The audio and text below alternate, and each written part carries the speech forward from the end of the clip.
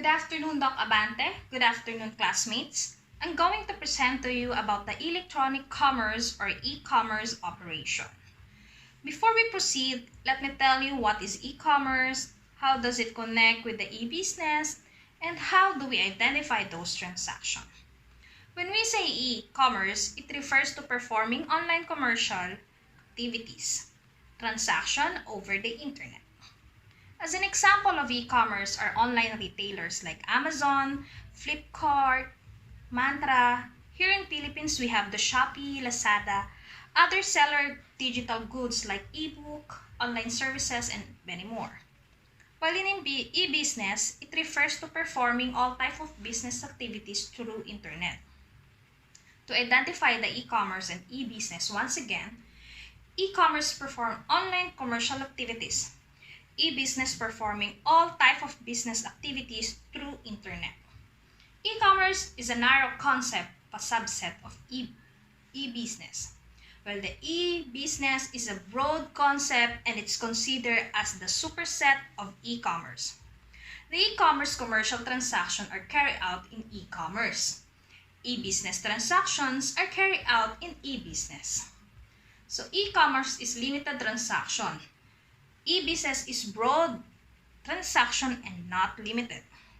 E-commerce includes activity like buying, selling product, making monetary transaction over the internet. While the e-business includes procurement, raw material, goods, customer, education, supplies, activities, buying and selling products, and making a monetary transaction over the internet. Usually requires the use of only website for e-commerce. For e-business, it requires multiple websites, CRM, ERPs, that connects the different business processes. E-commerce involves mandatory use of internet. The e-business involves the use of internet, intranet, or extranet. E-commerce comes appropriate in business to customer context. E-business, more appropriate to business or the B2B context. E-commerce cover outward external businesses process. The e-business cover all the internal and external activities. E-commerce operates four major market segments. These are the demographic segmentation, psychographic segmentation, geographic segmentation, and behavioral segmentation. They consider this criteria for demographic as the age, gender, occupation, education, income, the marital status, and the religion, as well as the ethnicity. These are the common national or culture tradition. And for psychographic segmentation criteria, these are the personality, the values, belief, interest, lifestyle, and the hobbies. Geographic segmentation criteria are the location, the climate, and the weather and population density. Lastly, behavioral criteria. These are the loyalty level, readiness stage, purchase frequency, and the purchase occasion, and buyer status. E-commerce can be conducted over the computers, tablets, smartphones, and other smart devices. E-commerce operate the activities by buying and selling product online, online ticketing, online payment, paying different taxes, online accounting software, and online customer support. Activities handled in e-business are online store setup, customer education, buying and selling product, monetary business transaction, supply chain management, email marketing. Example of these are e-commerce companies and its various internal business activities, auction site, classified site, software and hardware developer site, and etc. So to elaborate more, this will be discussed for the next topic. The concept of e-commerce business models. There are types of e-commerce. By participation, by groups, by business model, under by participation, we have the business to consumer, or they call this B2C. We have consumer to consumer, which is C2C, government to consumer, G2C, business to business, the B2B, subtype of business to government or B2G, and consumer to business, C2B, or the government to business, it's G2B. So nowadays, a lot of e-commerce is using the B2C or business to customer as it's easy to business to target customer online.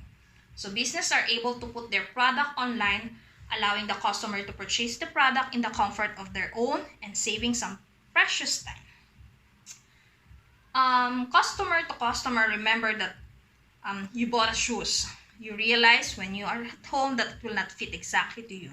And you didn't have time to return. So where did it end up? In the shoe cabinet and never be worn by you. So why not to tell it? So thanks to EB or OLX in the Philippines, you can upload the product and sell to others that may be interested. So that's it. In G2C, these are the transactions, streamline communication between the governmental organization and the citizen. So possible activities may include informing, sharing, paying fees for education, rent, consulting services, renewing license, paying mandatory fees like the SSS, PhilHealth, Pag-ibig, and more. For business to business, is the practices of selling online from one business to another where it's a wholesale. Business to government subtype of B2B is the core classification to distinguish between the individual and the corporate, so e-commerce participant. In C2B or customer to business, here are the entrepreneur of a freelancer that offer goods or services to companies. Example are the webinar designer building a company website, so photographer or picturing the product of the catalog. As for individual, they can employ diverse marketing channels to sell their services effectively. For example, they showcase portfolio and collect customer feedback of an e-commerce website and expand their online presence via job listing and social media. Lastly, the government to business. So this is an online interaction between governmental and private corporation which paying legal taxes on website. By goods, under these are physical goods, digital goods, and services. In physical goods, we have the apparel, the shoes, bags and accessories, beauties, gift, electronic, sports. So as an e-commerce business, they need to show how online shopping can be worthy. Accurate images and details help the purchasing choice. For digital, we have the ebook, music and video, photography, webinar, software, and games. So selling digital goods is tempting. So we have to bet in high quality of provided asset and consider the importance to reward the contributors. For services, we have online training, courses, beauty treatments, cleaning, travel planning, and ticketing. E-commerce companies need to engage phone or email communication. So channels should be settled the details and finalize the deal with the customer. So the price, deliveries, and other information that customer to be aware of.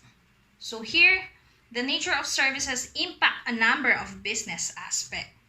By business models, we have drop shipping, warehousing, private labeling, and manufacturing, and white labeling. Drop shipping. This retail may partner with wholesale supplier who store the inventory and delivers other item directly to customer upon purchase. So here, the retailers here are only an intermediary between customer and the dropshipper. So warehousing, retailers may purchase goods from manufacturer. So they manage their own warehouse and organize the delivery to the customer. So they also require more initial investment into the product sourcing and inventory management. For private labeling and manufacturing, the retail may outsource manufacturing and sell goods under their brand name. Example, Android, which they call the friendly user. So this software was manufactured and the businesses buy and sell under their brand name like the Samsung, Oppo, Vivo, and so on. So white labeling retail purchase. This is a generic that manufactured for multiple companies and offer them under their brand name. So generic, imitation, or class A product. So there is an advantage and disadvantage for e-commerce business model. So advantages. Open 24/7. Free time needed as you want. Low operating cost, since by use of phone or any gadget through the use of internet, hassle-free operation, effective measurability, and high profit. For disadvantage, lack of personal touch. You cannot guarantee the texture, the quality. Fear of expectation versus reality. So the images is good, but the actual item are dissatisfaction. Lack of security. Some may be scam. Shipping and delivery hassle. You have to locate when to deliver your item. It takes 3 to 5 days long. So delay gratification. You have to pay first to buy the item before you will know if it is useful product or just a waste of money. Moving forward, we have the e-environment. A digital environment is an integrated communication environment where the digital devices communicate and manage the content and activities within it. The concept is based on the digital electronic system, which are integrated and implemented for a global community. So under this business is macro and environment and micro environment. As you can see in the table, the inner circle is the part of micro and the second layer are the macro environment, to be more specific. So environmental factors. The microenvironmental factors refers to the environment which is in direct contact with the company and affect the routine activities of the business straight away. It is a collection of forces or factors that are close to the organization and can influence the performance as well as day-to-day activities of the firm. So there are 6 components of microenvironment, and these are company, supplier, marketing, intermediaries, the competitor, general public, and the customer. For the company, the various group in an organization like the top management, the finance, operation, human resources, research and development, so RD, accounting, etc., they need to be taken into an account by the marketing management for designing the marketing plans. So marketing managers need to work closely with them as that will help them to make decisions with the broader strategies and plans.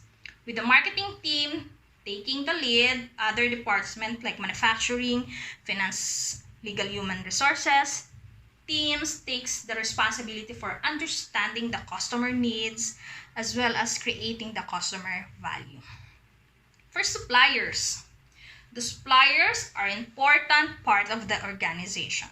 Overall customer value delivery network, they are the ones who provide input to business like the raw materials, parts, cutting tools, equipment, etc. So the quality and reliability of vendors are very essential for smooth functioning of the business of any organization. So marketing manager must have a control to the suppliers' availability and cost.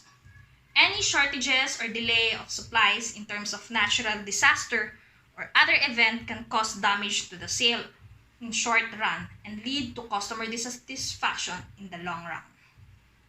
So marketing intermediaries. The marketing intermediaries are also an important component for companies' overall value delivery network. So they include those individual or firm who help the company in promotion, in sales distribution, and it's good to the final buyer. Example, include middleman, the agent or the merchant, who gonna help the company to find customer, physical distribution firm, such as the warehouses or transportation firm that help the company in stocking and moving goods from their origin to the destination, and marketing services agency, such as the market research and the advertising firm. So, competitors. The competitors are rival who compete with the organization in market and resources as well. According to the marketing concept, a company needs to provide a greater customer value and satisfaction that is competitor in order to be successful. So the marketer must not only try to simply adapt the needs and demands of the target customer, but also try to attain strategic advantage against the competitors by positioning their products strongly in the market.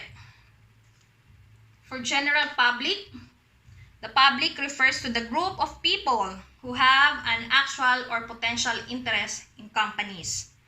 So, the interest of the product or whom you can have an impact on the organization ability to achieve the objective. There are 7 types of public identified in the company marketing environment, which include the financial publics, the media publics, government publics, citizen action, publics, internal public, local publics, and general publics. So, customer. The customer is the most important actor in the company of microenvironment. So, the whole of value delivery network aims to engage the target customer and create strong relationship with them. So, there are 5 types of customer markets that companies must try to target. So, these include consumer markets, business market, government markets, reseller markets, and the international markets.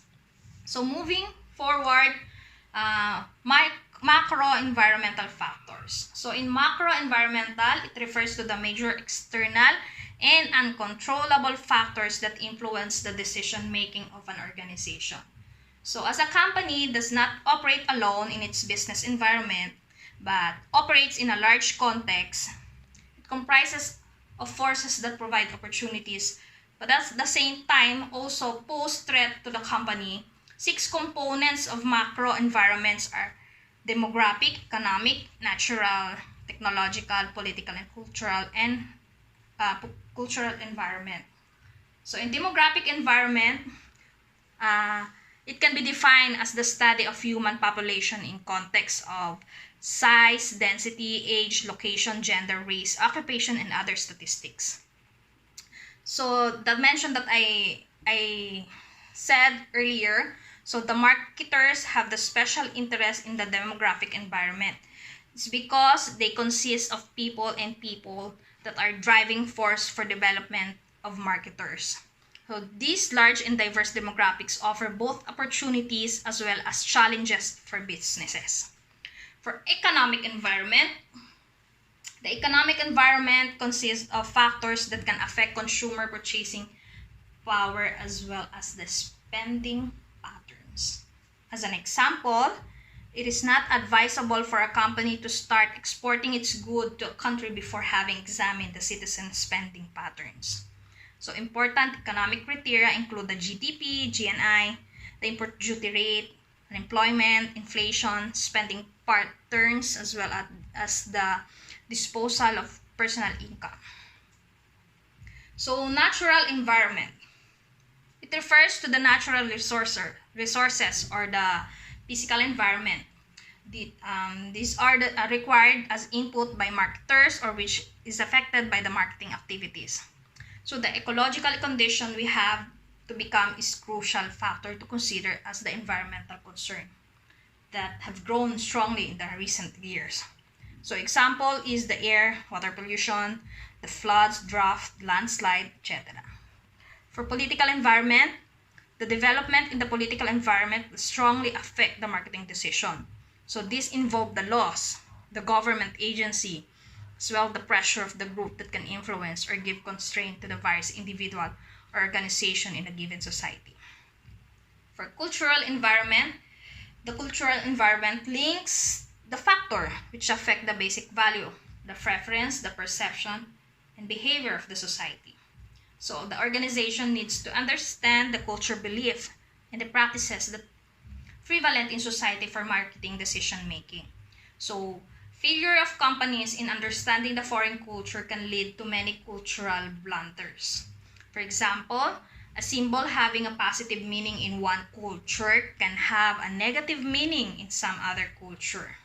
So especially here in the Philippines, we have a lot of culture and beliefs. So we must consider the factor to provide a unique edge and create a good business opportunity. So in my conclusion, success of any marketing campaigns is highly dependent on the micro or macro environmental factors. So any strategic marketers should have an in-depth consideration of this factor for any decision making. So considering this factor can boost the success rates of marketing campaigns for any organization as well as increase the reputation of brand in the long term.